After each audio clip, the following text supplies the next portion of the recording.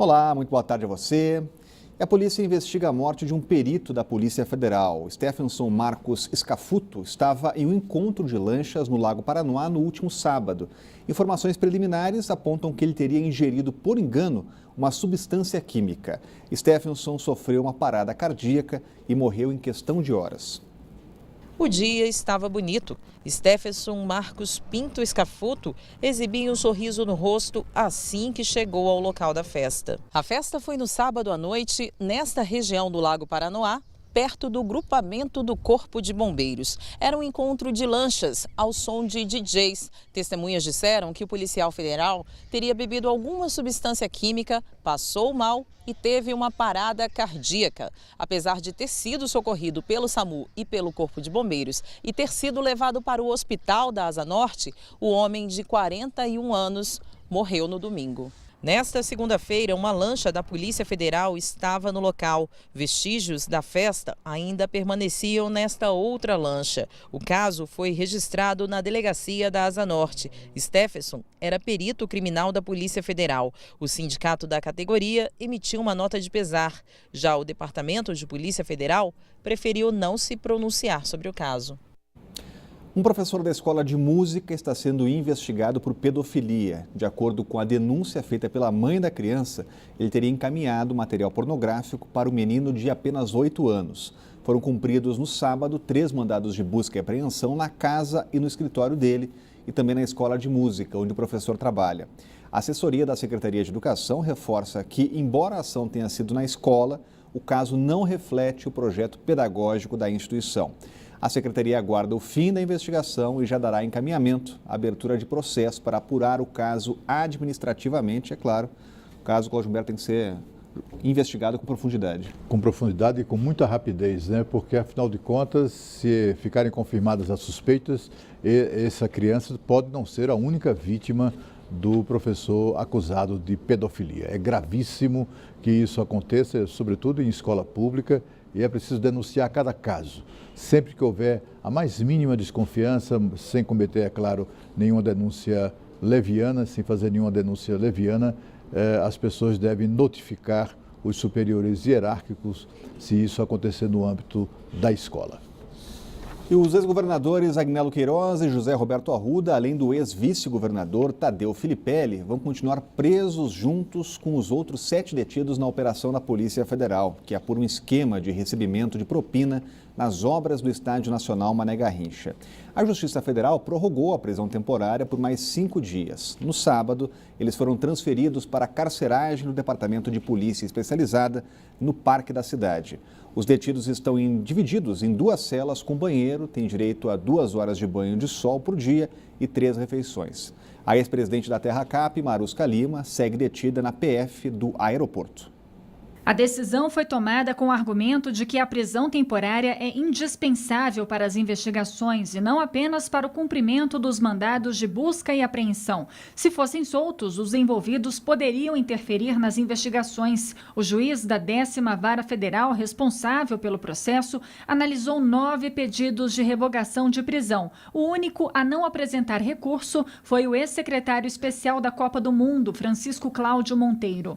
No sábado, os presos foram transferidos para a carceragem do Departamento de Polícia Especializada ao lado do Parque da Cidade. A transferência foi autorizada pela Vara de Execuções Penais. Não ocorreu por conta de um pedido formal dos advogados, mas sim porque os presos deveriam ocupar as celas da Polícia Federal por até 5 dias. O prazo inicial da prisão vencia no sábado, mas foi prorrogado a pedido do Ministério Público Federal e da Polícia Federal, responsáveis pela Operação Panatenaico, que apura esquema de recebimento de propina com as obras do Estádio Nacional Mané Garrincha. A PF suspeita que a reforma do estádio tenha sido superfaturada em 900 milhões de reais. A Justiça bloqueou 26 milhões de reais de Agnello, Arruda e Filipelli. O que espanta nas investigações é o montante do possível desvio. É muito dinheiro. Não é brincadeira, né? Afinal de contas, quando a obra começou, ela foi anunciada com um custo estimado de 600 milhões de reais. No final das contas, custou 1.570 bilhões de reais, quase 1 bilhão a mais, não é? E por isso é que toda essa confusão, todas essas denúncias têm que ser investigadas a fundo e os responsáveis por isso punidos de maneira exemplar. É o que se espera mesmo. Enquanto isso, o GDF age corretamente, decidiu agilizar o processo de privatização da gestão do Mané Garrincha, a fim de que ele não continue esse caminho inexorável, inevitável, para se transformar no elefante branco. Já há 2 empresas interessadas em administrar o Mané Garrincha e também investir cerca de 200 milhões de reais em todo o parque esportivo, porque vai ser privatizado não apenas, é um pacote que inclui o Mané Garrincha, o ginásio Nilson Nelson, o parque aquático e o ginásio Cláudio Coutinho, que estão abandonados. Troca de cadeiras no governo federal. Osmar Serralho não é mais ministro da Justiça. Ele foi convidado a assumir o Ministério da Transparência, mas só confirma depois de uma reunião com Temer, hoje à tarde. Já Torquato Jardim sai da Transparência para assumir a Justiça. E a dança das cadeiras desagradou a cúpula da Polícia Federal. Os detalhes chegando com a Renata Dourado, porque já tem reações por aí, né, Renata? Boa tarde. É isso, Rodrigo. Boa tarde para você, para o Cláudio, para todos que estão aí nos acompanhando. Uma ótima semana para todos nós. Então, os delegados da Polícia Federal divulgaram uma nota à imprensa se dizendo surpreendidos com essa mudança e também preocupados.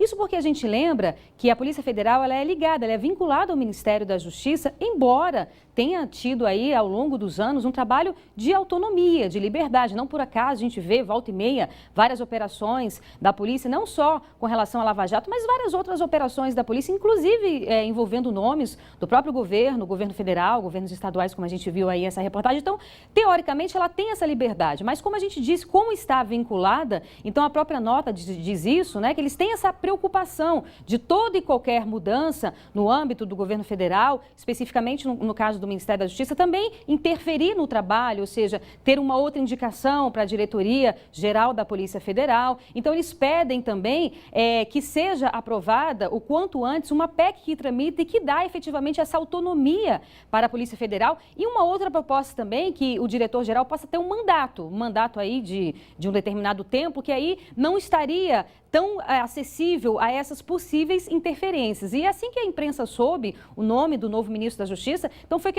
ele foi questionado a respeito de possíveis mudanças também na Polícia Federal, e ele disse o seguinte: olha, tudo vai ser refletido, a gente está refletindo, a gente está analisando, e não descartou mudanças, alterações. Por isso que causou esse mal-estar aí no âmbito da Polícia Federal, e por isso essa reação imediata dos delegados da Polícia Federal. A gente lembra aqui que Osmar Serralho, ele é deputado federal. Como você bem disse, ontem mesmo o governo anunciou essa mudança e já disse que ele iria necessariamente para o Ministério da Transparência, mas o fato é que ele ainda não aceitou esse convite. Ele vai ter uma reunião, a informação que a gente tem é que ele vai ter uma reunião hoje à tarde com o presidente Michel Temer. A gente lembra que ele é deputado e assim que ele assumiu o Ministério da Justiça, quem assumiu a vaga dele deixada como deputado foi o deputado Rodrigo Rocha Loures, aquele mesmo que foi flagrado com aquela mala, recebendo dinheiro aí da empresa JBS, né, 500 mil reais. Então, a promessa, de acordo com a delação de Joesley Batista, é que esses 500 mil reais seriam dados mensalmente para ele no período de 20 anos.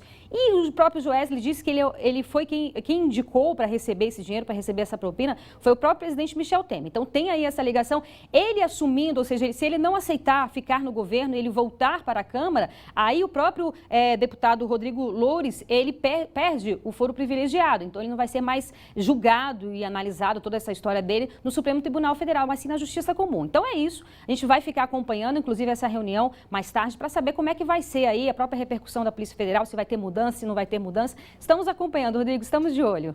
Obrigado, Renata, acompanhando as reuniões do Palácio Planalto. Cláudio Humberto, uma dança das cadeiras no Ministério.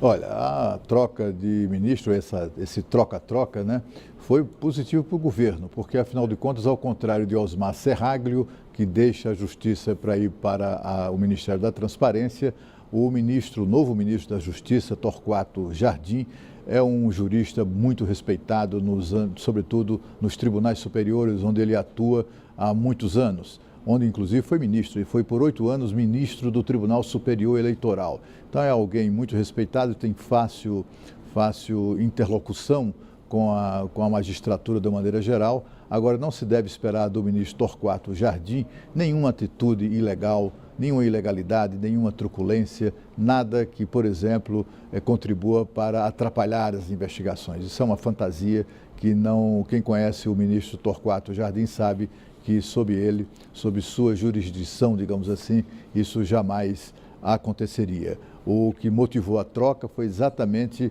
essa interlocução que ele de fato tem com os magistrados, com os tribunais superiores, que faltava ao ministro Osmar Serraglio. E a seguir, mulher de 26 anos morre afogada no Lago Paranoá depois de uma noite de bebedeira com amigos. O Banho de Cidade volta já.